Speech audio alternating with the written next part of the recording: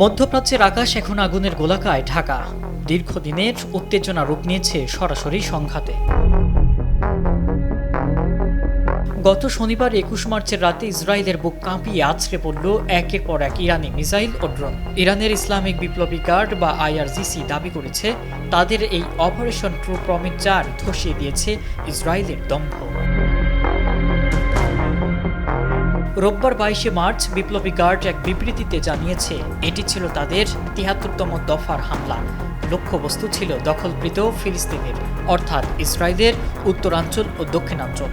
কিন্তু এই হামলার পেছনে প্রেরণা কি ছিল? আইআরজিসি বলছে, তাদের আকাশ প্রতিরক্ষা বিভাগের শহীদ সেনাদের সাহসিকতার প্রতি সম্মান জানাতেই এই বিশেষ আক্রমণ পরিচালনা করেছে তাদের অ্যারোস্পেস ফোর্স।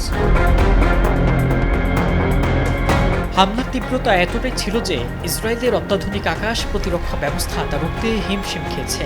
বিপ্লবী গার্ডের দাবি অনুযায়ী আরাদ, ডিমোনা, ইলাদ, বেরশিবা এবং কিরাত গার্ডের মতো গুরুত্বপূর্ণ শহরগুলো ছিল তাদের নিশানায়। এখন প্রশ্ন হলো, ক্ষয়ক্ষতি আসলে কতটা? এখানে দুই পক্ষ থেকে আসছে দুই রকমের বয়ান। বিপ্লবী গার্ডের দাবি, এই হামলায় ২০০-রও বেশি মানুষ হতাহত হয়েছে।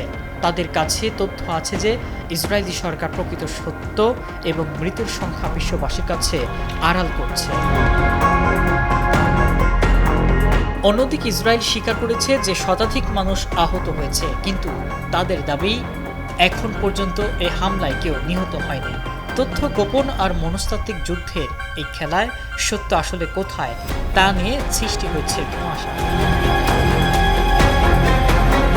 ইরানের এই অপারেশন ট্রু প্রমিস ৪ কি মধ্যপ্রাচ্যে বড় কোনো যুদ্ধের দামামা, নাকি এটি কেবল প্রতিশোধের একটি অধ্যায়? দুই দেশের এই পাল্টাপাল্টি অবস্থানে বিশ্ব এখন তাকিয়ে আছে এক অনিশ্চিত ভবিষ্যতের দিকে। ইব্রাহিম প্রামাণিক, ডেইলি সান।